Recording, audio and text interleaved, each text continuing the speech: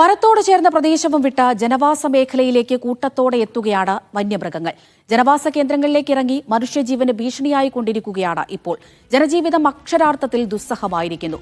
ദിനം പ്രതി ഇത്തരത്തിൽ വന്യജീവി ആക്രമണം വാർത്തകളിൽ നിറയുകയാണ്. ഏറ്റവും ഒടുവിലത്തേതാണ് പഞ്ചാരക്കൊല്ലിയിലെ കടുവ ആക്രമണം. ഇന്ന് വലിയ പ്രതിഷേധമാണ് പ്രദേശത്തുണ്ടായത്. DFO ഉൾപ്പെടെ ഉപരോധിച്ച് ജനം രോഷം പ്രകടിപ്പിച്ചു.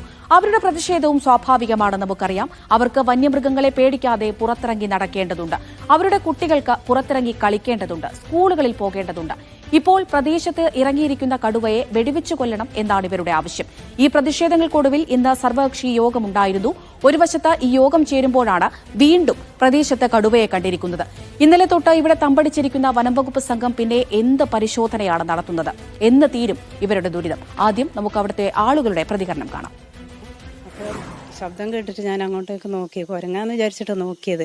അപ്പോൾ കരിയിലയിൽ ചവിട്ടുന്ന ശബ്ദം കേട്ട് കുറച്ചു നേരം ഞാൻ അവിടെ നിന്ന് ഒരു 10 മിനിറ്റ് നിന്ന് നോക്കി. അപ്പോൾ കുറച്ച് കുരങ്ങുകൾ കയറി മരത്തിലേക്ക് കയറി ചാടി ഓടി അങ്ങോട്ടേക്ക്. പിന്നെ ഈ ശബ്ദം നേരെ ഇങ്ങനെ കേട്ടു. അപ്പോൾ 10 മിനിറ്റ് കഴിഞ്ഞിട്ട് ഞാൻ എൻ്റെ മോളോട് പറഞ്ഞു, ഇങ്ങനെ ശബ്ദം കേൾക്കുന്നുണ്ട്.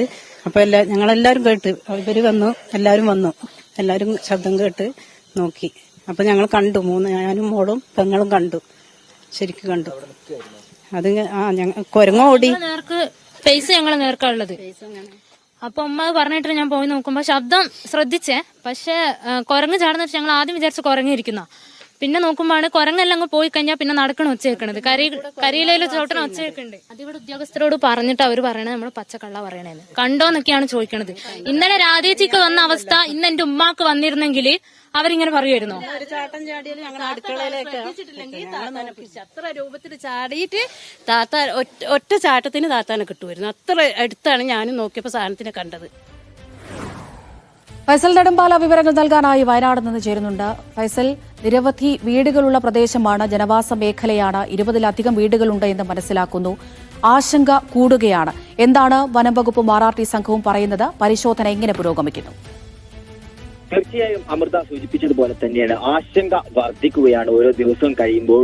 ഇന്നലെയാണ് ആ കടുവയുടെ ആക്രമണത്തിൽ രാധ എന്ന് പറയുന്ന 45-കാരിക്ക് ജീവൻ പൊലിയേണ്ടി വന്നത്. അപ്പൊ ഇന്ന് വീണ്ടും അതേ മേഖലയിൽ, ജനവാസ മേഖലയിൽ കടുവ എത്തുമ്പോൾ ജനങ്ങളെ സംബന്ധിച്ചിടത്തോളം ആശങ്ക വർദ്ധിക്കുക മാത്രമാണ് ചെയ്യുന്നത്. വനംവകുപ്പിന്റെ ഭാഗത്ത് നിന്ന് നമ്മൾ നേരത്തെ ഒക്കെ സൂചിപ്പിക്കുന്നത് പോലെ തന്നെ വനംവകുപ്പ് കൃത്യമായി പരിശോധന നടത്തുന്നു എന്നുള്ളതാണ് പറയുന്നത്. കൂടുതൽ ഫോഴ്സിനെ എത്തിച്ചുകൊണ്ടുള്ള ഒരു പരിശോധന ഈ ഭാഗങ്ങളിലൊക്കെ തന്നെ നടക്കുമ്പോഴാണ് തൊട്ടടുത്ത് ഈ പരിശോധന നടന്നുകൊണ്ടിരിക്കുന്ന മറ്റൊരു ഭാഗത്ത് ജനവാസ മേഖലയിൽ വീടിനോട് ചേർന്നുകൊണ്ട് വീട്ടിൽ കടുവയെ കാണുന്നു എന്നുള്ളത് എത്ര ഭീകരമാണ് ഈ ഒരു ഭാഗത്തെ പ്രദേശത്തെ അവസ്ഥ എന്നുള്ളത് നമുക്ക് ഒന്ന് ചിന്തിച്ചു നോക്കിയാൽ പോലും മനസ്സിലാകുന്ന തരത്തിലാണ് കാര്യങ്ങൾ പോകുന്നത്. നേരിൽ കണ്ട ആളുകൾ അവരുടെ ഭീതി ഇപ്പോഴും മാറുന്നില്ല എന്നുള്ളത് തന്നെയാണ് വാസ്തവം. അവരുടെ കൂട്ടത്തിലുള്ള ഒരാളുടെ ജീവൻ പൊലിഞ്ഞിട്ട് ഇത്രയും സമയമായിട്ട് പോലും ഈ കടുവയെ ലൊക്കേറ്റ് ചെയ്യാനോ അല്ലെങ്കിൽ ഈ കടുവയെ പിടികൂടാനോ വനംവകുപ്പിനാകുന്നില്ല എന്ന് പറയുമ്പോൾ അത് എത്രത്തോളം ഭീകരമാണ് ഇവരുടെ ഒരു സാഹചര്യം. ഓരോ അവസ്ഥയും ഓരോ ദിവസവും ഇവരുടെ കാര്യം ദാരുണമായി കൊണ്ടുപോകുന്ന ഒരു സാഹചര്യത്തിലേക്ക് കടക്കുകയാണ്. കാരണം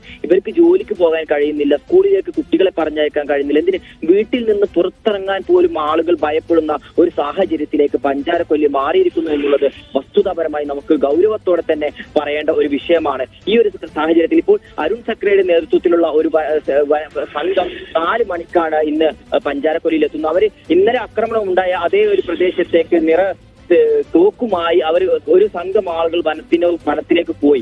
അത് കഴിഞ്ഞ് 5 മണിയോട് കൂടിയാണ് ADMന്റെ ഭാഗത്ത് നിന്ന് ADM വന്നുകൊണ്ട് നഗരസഭാ ചെയർപേഴ്സൺ രത്നമല്ലി ഉൾപ്പെടെയുള്ള ആളുകളുമായി ഈ ഒരു ചർച്ച, ജനപ്രതിനിധികൾ എല്ലാവരും ചേർന്നുകൊണ്ട് ഒരു ചർച്ച നടത്തുകയാണ്. ഈ ചർച്ച നടക്കുന്നത് അതേ സമയത്ത് തന്നെയാണ് മറുവശത്ത് അമൃത നമ്മൾ മനസ്സിലാക്കേണ്ട ഒരു കാര്യം, ഈ ചർച്ച നടക്കുന്ന ഈ പ്രതിഷേധം രാവിലെ 11 മണി മുതൽ ഈ ഒരു ഭാഗത്ത് 100 കണക്കിന് ആളുകൾ വന്നുകൊണ്ട് ഒരു പ്രതിഷേധം നടക്കുമ്പോൾ തൊട്ടപ്പുറത്ത് 500 മീറ്റർ പോലും ഉണ്ടാകില്ല. ഇവിടെ നിന്ന് നമുക്ക് അപ്പുറ ഭാഗത്തേക്ക് കാണാൻ പോലും കഴിയും. അപ്പൊ ആ ഭാഗത്ത് കടുവ എത്തിയിരിക്കുന്നു എന്നുള്ളത് ഭീതിയോടെ ആളുകൾ പറയുകയാണ്. അപ്പൊ എത്രത്തോളം പ്രശ്നമുണ്ട് അല്ലെങ്കിൽ എത്ര ഗൗരവത്തോടെ കാണേണ്ട ഒരു വിഷയമാണ് ഇതെന്ന് നമ്മൾ മനസ്സിലാക്കേണ്ടതുണ്ട്. അപ്പോൾ ഇത്തരം സംവിധാനങ്ങളൊന്നും അല്ലെങ്കിൽ ഇത്രയധികം ഫോഴ്സിനെ ഉപയോഗിച്ചുകൊണ്ട് ഒരു ഭാഗത്ത് വനം വകുപ്പ് തിരച്ചിൽ നടത്തുന്നു അല്ലെങ്കിൽ കടുവയെ കണ്ടെത്താൻ എല്ലാവിധ ശ്രമങ്ങളും വനം വകുപ്പിന്റെ ഭാഗത്ത് നിന്ന് ഉണ്ടാകുന്നു എന്ന് പറയുമ്പോഴും തൊട്ടടുത്ത പ്രദേശത്ത് അല്ലെങ്കിൽ ഈ ഒരു ഭാഗത്തിന്റെ മറ്റൊരു ഭാഗത്ത് കടുവയെ കാണുന്നു എന്നുള്ളത് വളരെ ഈ ഒരു വിഷയത്തിന്റെ ഗൗരവം വർദ്ധിക്കും നിൽക്കുകയാണ്. ആളുകളെ സംബന്ധിച്ചിടത്തോളം